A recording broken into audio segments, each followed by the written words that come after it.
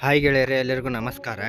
IPL 2025 DC ತಂಡದ ವಿರುದ್ಧ ಇದೇ ಕಾರಣಕ್ಕೆ ಸೋತ CSK ಮತ್ತು ಇಲ್ಲಿದೆ ನೋಡಿ ಪಂದ್ಯದ ಸಂಪೂರ್ಣ ಹೈಲೈಟ್. ಹಾಗಾದರೆ ಸುದ್ದಿಯ ಸಂಪೂರ್ಣ ಮಾಹಿತಿ ಏನು, ಹೀಗೆ ಇದರೆಲ್ಲದರ ಬಗ್ಗೆ ಈ ವಿಡಿಯೋದಲ್ಲಿ ಸಂಪೂರ್ಣವಾಗಿ ತಿಳಿಸಿಕೊಡುತ್ತೇನೆ. ಆದ ಕಾರಣ ಈ ವಿಡಿಯೋ ಸಂಪೂರ್ಣವಾಗಿ ನೋಡಿ. ಆದರೆ ಅದಕ್ಕೂ ಮುನ್ನ ನೀವು MS ಧೋನಿ ಅವರ ಅಭಿಮಾನಿಗಳಾಗಿ ಈ ವಿಡಿಯೋ ನೋಡುತ್ತಿದ್ದರೆ ಈ ವಿಡಿಯೋಕ್ಕೊಂದು ಲೈಕ್ ಮಾಡಿ ಮತ್ತು ಇಂಥ ಹೊಸ ಅಪ್ಡೇಟ್ಗಳಿಗಾಗಿ ನಮ್ಮ ಚಾನಲನ್ನು ಸಬ್ಸ್ಕ್ರೈಬ್ ಮಾಡಿ.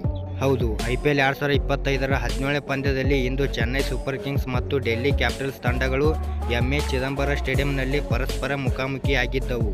ಇನ್ನು ಪಂದ್ಯವನ್ನು ಡೆಲ್ಲಿ ಕ್ಯಾಪಿಟಲ್ಸ್ ತಂಡ 25 ರನ್ಗಳ ಅಂತರದಲ್ಲಿ ಅಮೋಘವಾಗಿ ಗೆಲ್ಲುವ ಮೂಲಕ ತನ್ನ ಅಜೇಯ ಓಟವನ್ನು ಮುಂದುವರಿಸಿದೆ. ಇತ್ತ ಇಂದಿನ ಪಂದ್ಯವನ್ನು ಸೋಲುವ ಮೂಲಕ ಚೆನ್ನೈ ಹ್ಯಾಟ್ರಿಕ್ ಸೋಲಿನ ಮುಖಭಂಗ ಅನುಭವಿಸಿತು. ಟಾಸ್ ಗೆದ್ದ ಡೆಲ್ಲಿ ಕ್ಯಾಪಿಟಲ್ಸ್ ಮೊದಲು ಬ್ಯಾಟಿಂಗ್ ಮಾಡಿ ಚೆನ್ನೈಗೆ ಗೆಲ್ಲಲು 184 ರನ್ಗಳ ಕಠಿಣ ಗುರಿ ನೀಡಿತು. ಡೆಲ್ಲಿ ಬ್ಯಾಟರ್ಗಳಾದ ಕನ್ನಡಿಗ KL ರಾಹುಲ್ 77, ಅಭಿಷೇಕ್ ಪೊರ್ವೆಲ್ 33 ಚೆನ್ನೈನ ಕಠಿಣ ಪಿಚ್ನಲ್ಲಿಯೂ ಅದ್ಭುತವಾಗಿ ಬ್ಯಾಟಿಂಗ್ ಮಾಡಿ ಈ ಬೃಹತ್ ಮೊತ್ತಕ್ಕೆ ಕಾರಣರಾದರು. ಇನ್ನು ಟಾಸ್ ಗೆದ್ದು ಬ್ಯಾಟಿಂಗ್ ಇಳಿದ ಡೆಲ್ಲಿ ಖಾತೆ ತೆರೆಯುವ ಮುನ್ನವೇ ಜಕ್ ಬ್ರೆಷರ್ ವಿಕೆಟ್ ಕಳೆದುಕೊಂಡರು. ಆದರೆ ನಂತರ KL ರಾಹುಲ್ ಮತ್ತು ಅಭಿಷೇಕ್ ಪೊರ್ವೆಲ್ 2ನೇ ವಿಕೆಟ್ಗೆ ಜೊತೆಗೂಡಿ ಉತ್ತಮ ಬ್ಯಾಟಿಂಗ್ ಪ್ರದರ್ಶನ ನೀಡಿದರು. ಈ ಇಬ್ಬರು 35 ಎಸೆತಗಳಲ್ಲಿ 54 ರನ್ ಸೇರಿಸಿದರು.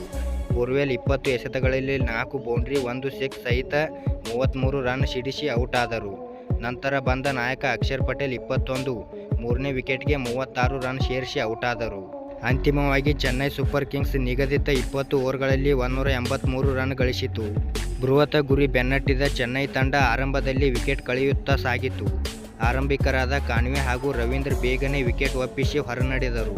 ನಂತರ ಬಂದ ನಾಯಕ ಋತುರಾಜ್ ಗಾಯಕ್ವಾಡ್ ಕೂಡ ಒಂದಂಕಿಗೆ ವಿಕೆಟ್ ಒಪ್ಪಿಸಿದರು.